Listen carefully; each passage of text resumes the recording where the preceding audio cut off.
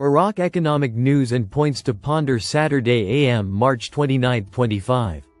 Listen to the full version on the official dinarreport.com website and become our supporter on Patreon. Iraq begins implementing new measures to improve the import and export environment. Money and Business Economy News. Baghdad. The General Authority of Customs began implementing new procedures on Friday to improve the import and export environment and ensure the entry of goods in accordance with legal standards. In a statement received by Al-Iqtisad News, the authority stated, as part of its efforts to strengthen the national economy and regulate trade, the General Authority of Customs has begun implementing new customs procedures aimed at improving the import and export environment and ensuring the entry of goods in accordance with approved legal standards. He explained that the new procedures aim to simplify customs operations through modern electronic systems that reduce delays and ensure smooth workflow. They also aim to combat customs smuggling and protect markets from substandard goods. They also aim to achieve customs justice among traders, ensure everyone's compliance with approved laws, and stimulate domestic production by regulating imports and encouraging local factories and companies. He pointed out that these reforms have received significant support from economic and trade experts, as they will contribute to reducing customs corruption, increasing transparency in commercial transactions, and enhancing the state's resources, which will positively impact development projects and public services. They will also protect consumers from substandard or illegal goods that could impact the local market.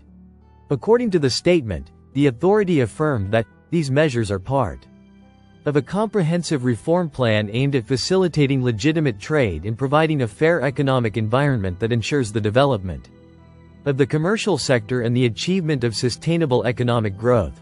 He continued, with the continued implementation of these new systems, markets are expected to witness greater stability, which will enhance the confidence of traders and importers in the customs system and support the wheel of economic development. In Iraq, Al-Sudani, our government has been able to achieve actual progress in many service projects. Friday, March 28, 2025. Politics. Number of reads 142. Baghdad, Nina. Prime Minister Mohammed Shia al-Sudani stressed that his government has been able to achieve actual progress in many service projects.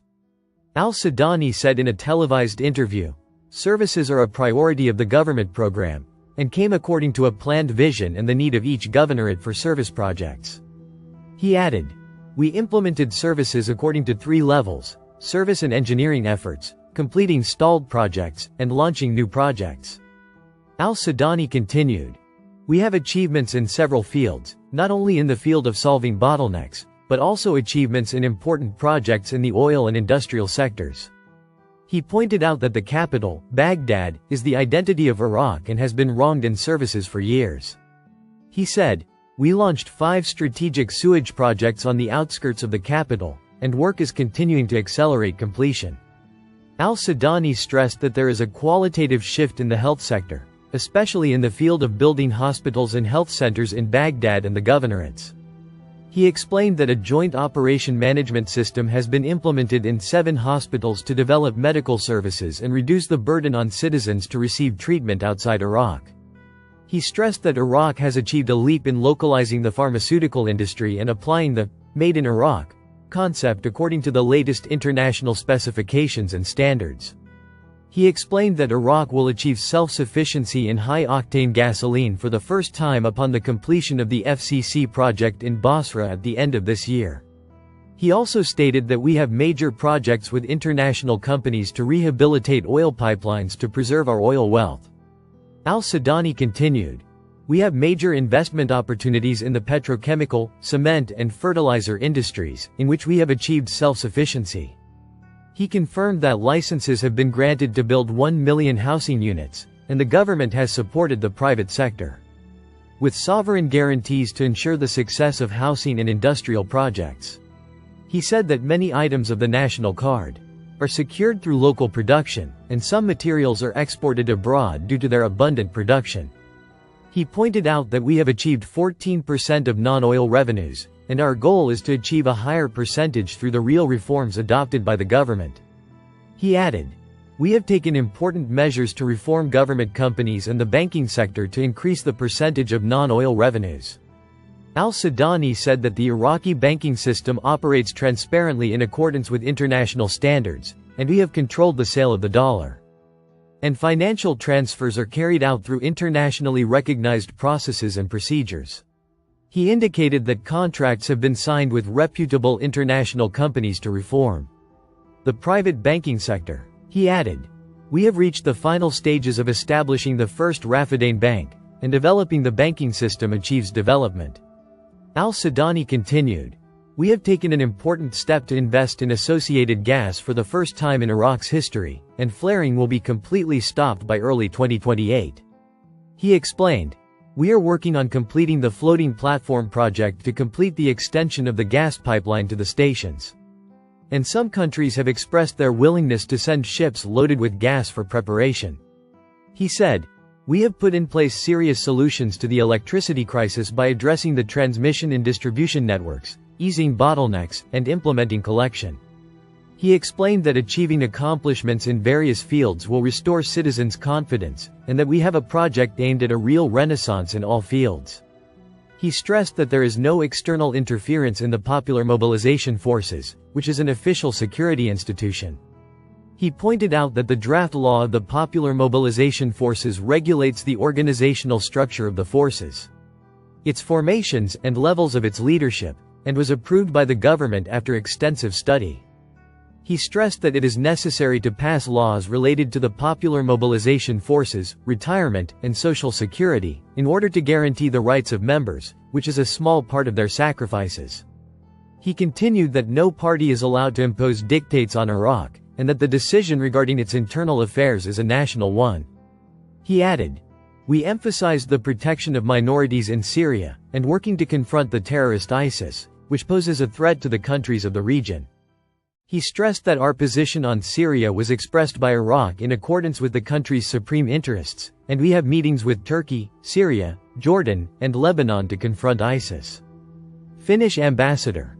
Many of our companies operate in Iraq, most notably in the telecommunications and construction sectors. Baratha News Agency 11020250328. The ambassador of the Republic of Finland to Iraq, Anu Sarela, stated on Friday that many Finnish companies operate in Iraq. The ambassador told the official news agency, "There are many Finnish companies operating in Iraq, but the primary motivation for these companies is stability, as they seek a sustainable and safe business environment for investment in Iraq and the region in general." She added, "Finnish companies operate in several sectors, including energy and communications, with Nokia being one of the most prominent companies operating in the mobile phone sector, along with a few companies in the construction sector, a sector that is no longer as active as it was in the 1980s. Regarding the Samara power plant maintenance project, the Finnish ambassador confirmed that the matter is progressing step by step, and the Finnish company is committed to completing the project. Gold prices rise to an unprecedented record high. Money and business economy news. Follow-up: gold prices rose to an unprecedented high on Friday amid ongoing concerns about an escalating trade war after U.S. President Donald Trump moved to impose tariffs on all auto imports. Gold prices rose 0.7%, hitting a new record high of more than $3,077 per ounce, surpassing Thursday's high. The metal is on track for its fourth consecutive weekly gain, supported by growing demand for safe haven assets. Trump signed a proclamation on Thursday imposing a 25% tariff on auto imports, threatening the European Union and Canada with stronger penalties if they cooperate to harm the U.S. economy. Markets are bracing for a new wave of tariffs on April 2. While the White House administration prepares to implement what are known as reciprocal tariffs, although the details of these plans remain unclear. These growing concerns about the repercussions of an escalating trade war overshadowed data showing that the U.S. economy grew at a faster than expected pace in the fourth quarter, while an inflation indicator was revised lower than the previous reading. Gold has risen by about 16% since the beginning of the year, setting at least 15 new records, driven by central bank purchases and increased appetite for safe haven assets amid rising geopolitical and economic uncertainty. These factors supported prices even as traders reduced their bets on the Federal Reserve cutting interest rates to just 2 times this year. A rate cut is a strong support factor for gold, a non-yielding asset. Major banks have raised their gold price forecasts, with Goldman Sachs this week revising its forecast to $3,300 per ounce by the end of the year. Citing stronger demand from central banks and strong inflows into gold-backed exchange-traded funds. In contrast, silver stabilized at its highest levels since approximately 2012, also benefiting from demand for safe haven assets, particularly amid supply shortages resulting from massive withdrawals from London to U.S. vaults.